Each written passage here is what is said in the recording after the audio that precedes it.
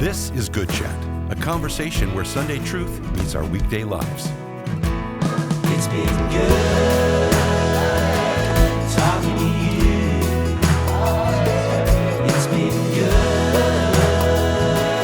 talking to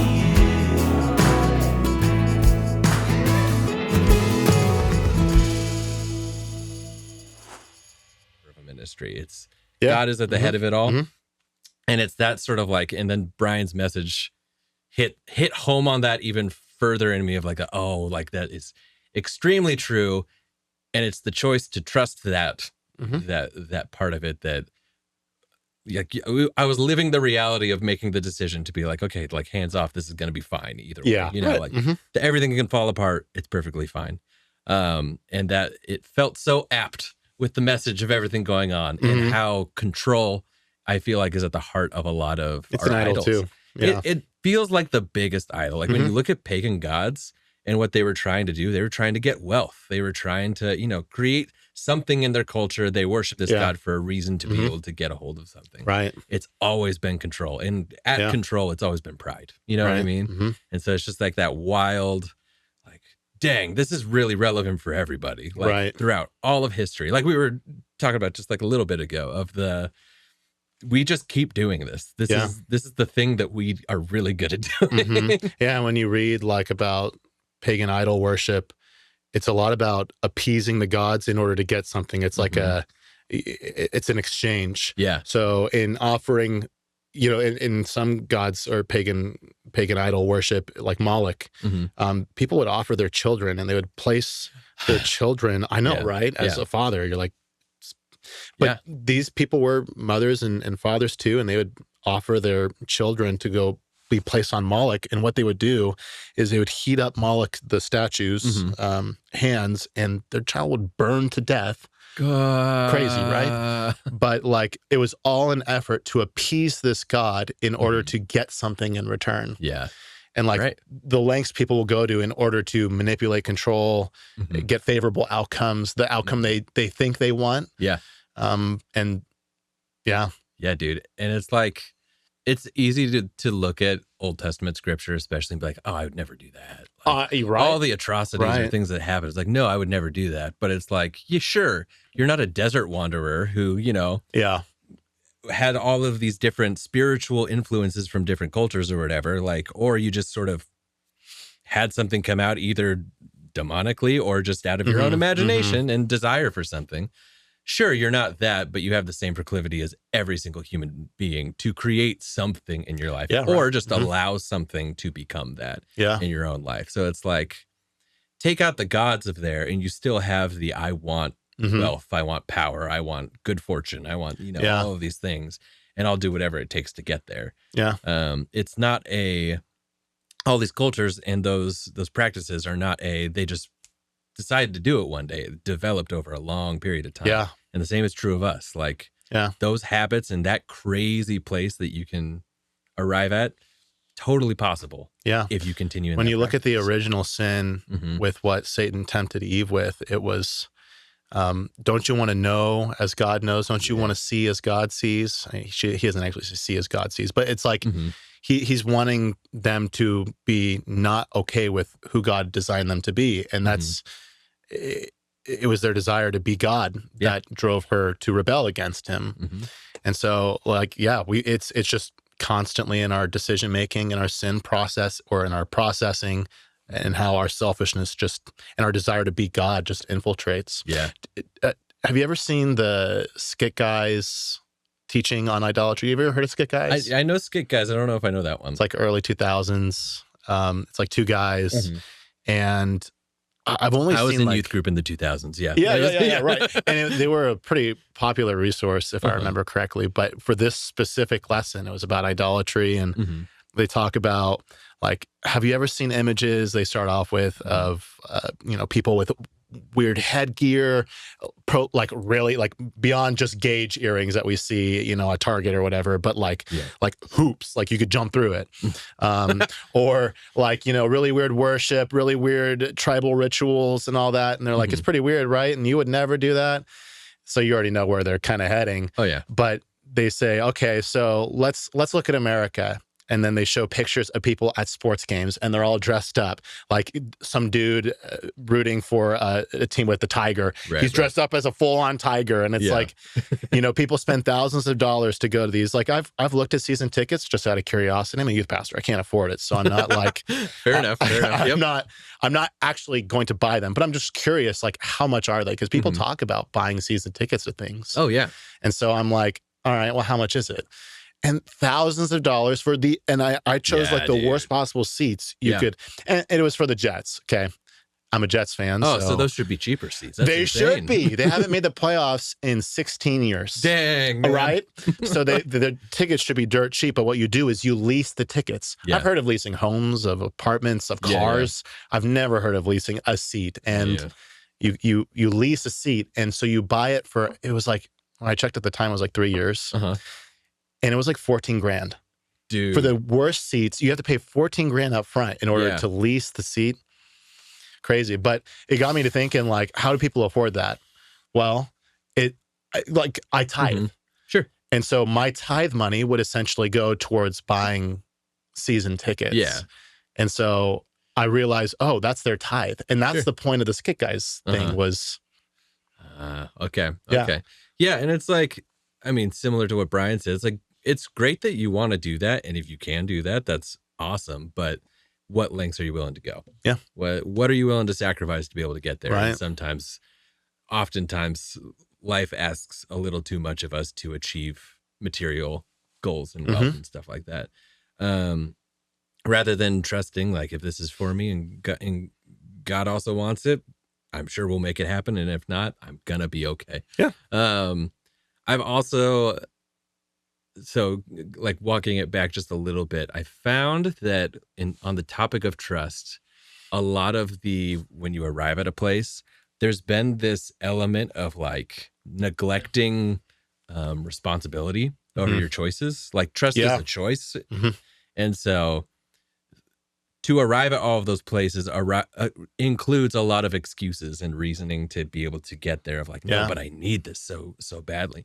And either that's like outside people telling you something, or like trauma of upbringing, or something that's happened in your life, or it's just the decision and practices that you've decided to do and then made your ultimate goal that you would sacrifice anything for. Yeah. And it's hard. It's easy to say that. It's hard to confront that in yourself. Like, and for myself, when thinking about how to apply that message into my own life, like, shoot, I really choose not to trust God often. Like, even to my own natural instincts of, like, it is my instinct to run away and preserve my life, but sometimes I'm not called that direction. Yeah. And so it's, what am I choosing to trust at that moment? Yeah. It's I don't know if you felt that before. Yeah. And, going back to the Adam and Eve discussion, one of the things that happens is when God calls Adam out, he says, God, it was this woman that you gave me. So he assigns blame. Yeah, he doesn't take personal responsibility. Like, nope, this was the circumstance. And not only does he blame it on Eve, but he says, it's the woman you gave me. I like to give a little like emphasis on the you, but it's like, no, this wasn't my fault. It was the woman you gave me. You gave me a bad product is like what he's saying. And like, that's the reason for his falling away from God and having entered into sin. And like you talked about sacrifice, and for him, it was sacrificing being in the eternal presence of God, not knowing sin, suffering, death. And in wanting to be like God, he decided to sacrifice actually knowing God. And he had everything. But anyway, as far as my own self, and sometimes you can overdo it too. When it comes to not taking ownership or going too far with ownership. One of the things that when Brian was listing some of the different, it was like idols, idol worship that we do.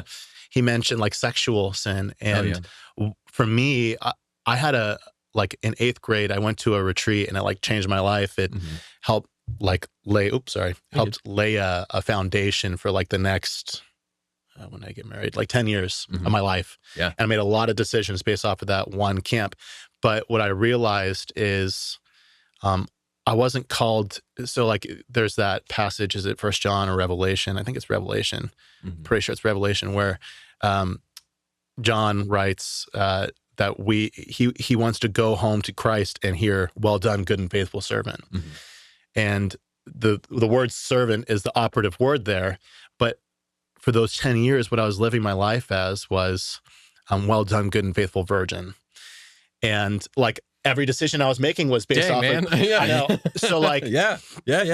sometimes we can be so like focused on one thing, on honoring God in one thing, that it takes away from what God really wants of us. And that, and the way I see it is, he wants me to be a servant. And, you know, one of the questions I figured we'd discuss at some point was, you know, what do we do with this? And with what Brian preached on yesterday. And something I have to keep reminding myself is, I'm called to serve. I'm called to be a servant. I'm not called to serve myself. Melissa and I read through Galatians this morning, and one of the things that Paul talks about is loving the church community before yourself. And so one thing I need to keep reminding myself is, I'm not supposed to serve myself. I'm not, like, entertainment, for example, is like one of the biggest things for me that like I have to fight against is I'm not here to entertain myself.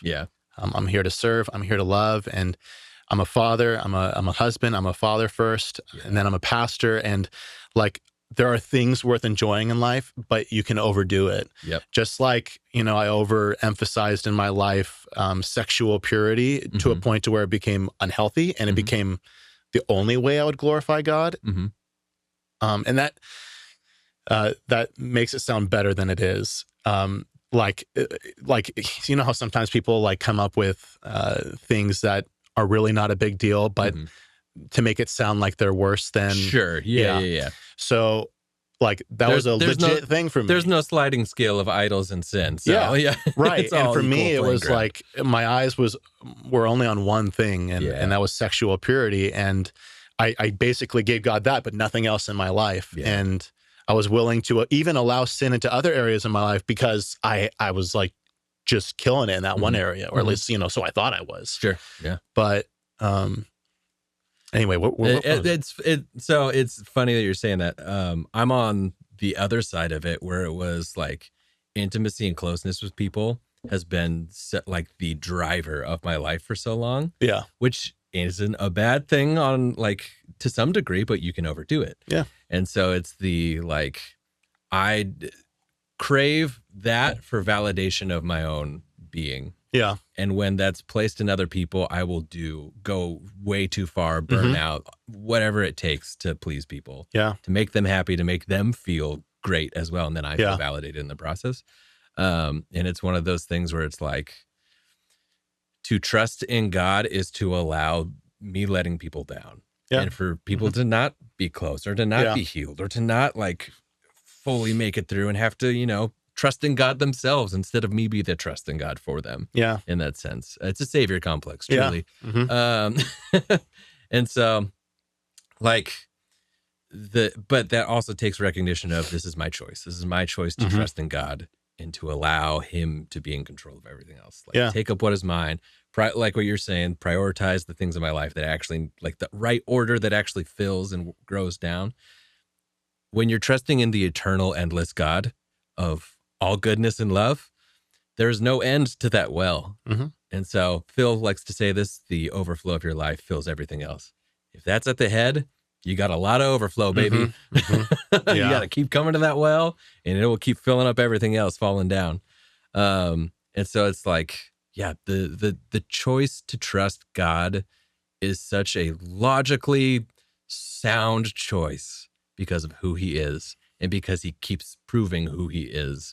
Logically sound, and then it's just a matter of getting the will to and not necessarily trust my emotions in the circumstance, but trust that God is, despite my emotions, is doing things and being there for me. So living your life, rather than I'm going to do this thing to fulfill this one avenue of my life, it's I'm going to trust in God, who is like, despite any circumstance that happens in my life, I'll be okay. Like this will be okay in the end. My life is in service to him, you know? And it just keeps coming back to that point. Like, who are you serving? What are you serving? And I just kept the question I kept asking myself after the message was, well, who do I serve? What do I serve? I think, I can't remember if I've actually seen it or if I've heard of this, but I think there's do you ever watch like the Low-Key TV series? Low-Key? I heard Thor, Loki. The Thor Loki. brother. Yeah, Loki. Yes, the show. Oh, I said it like you said low-key. Okay. I'm around students too much. That's fair. High key, yeah. So how do I say it then? Is it Loki? Loki, okay. Yeah, it's just like quicker. Just a little, okay, yeah. More abrupt. So I heard either in the Loki show or in one of the Avengers movies, it's like he has this line where he says all humans worship something, or they're like designed to worship. Heck yeah. And like that was like supposed to be like a villainous type of claim, but it ended up like revealing so much truth. Like we really do. We worship something. And and so, and the irony in that too is that Loki himself worships something as well. Oh, does he? Well, yeah, of course he does. Like mischief or something. It's mischief, but then like in character development through the writing and stuff, it's the sense of security and safety. Truly, if you want to boil it down. Okay. But yeah, it's like so you've watched some of this before. Heck yeah! Did I just quote something that he actually said?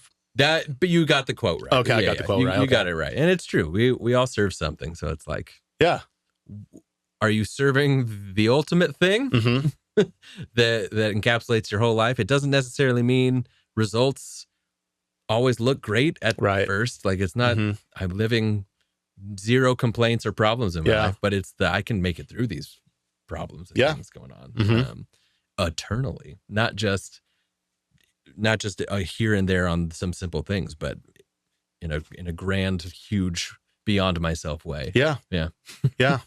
And so, I just, that was my response to it is, all right, well, who or what am I serving? Am I serving God, or am I serving myself, or am I serving, any number of the things that Brian was listing yesterday? And I couldn't tell you all of them off the top of my head, but the one that stood out to me was in the past, what I had overemphasized in my life. And really, I wouldn't even say that in the past, what I was living for was for glorifying God, living for his will. I'd say it was more for myself. And it was more like, okay, well, this is what I'm going to offer my wife in the future. And, I'm going to do this because I wouldn't say it was because I wanted to feel superior, but it was like, I know that like 95 or whatever the percentages are of the world falls into pornography or premarital sex or whatever. And it was a source of pride for me, in that, and sometimes an okay kind of pride, like, hey, I'm doing something good, but doing something good out of my own goodness and out of my own sake means nothing. Jesus would call that bloody rags. Well, it's empty. It's incomplete. Right. Yeah. Like I got part of the equation, but I'm missing a whole other part, and I'm missing the answer. And the answer is serving God. And I everything I do needs to be for serving God and living like Christ, because Jesus himself said the Son of Man came not to be served, but to serve. And that's the call of Christians. And I feel like when we enter into idolatry, the only person you're serving is yourself. Right. When it all boils down to it. Veiled selfishness for sure. Yeah, man. Yeah. Yep. It's all in him. I feel like I say that every week. It's all in him. Well, good chat. All right. Good Chat is a podcast by Foothills Church located in Cameron Park, California. For more information about our church, visit foothillscp.org. Thanks for listening.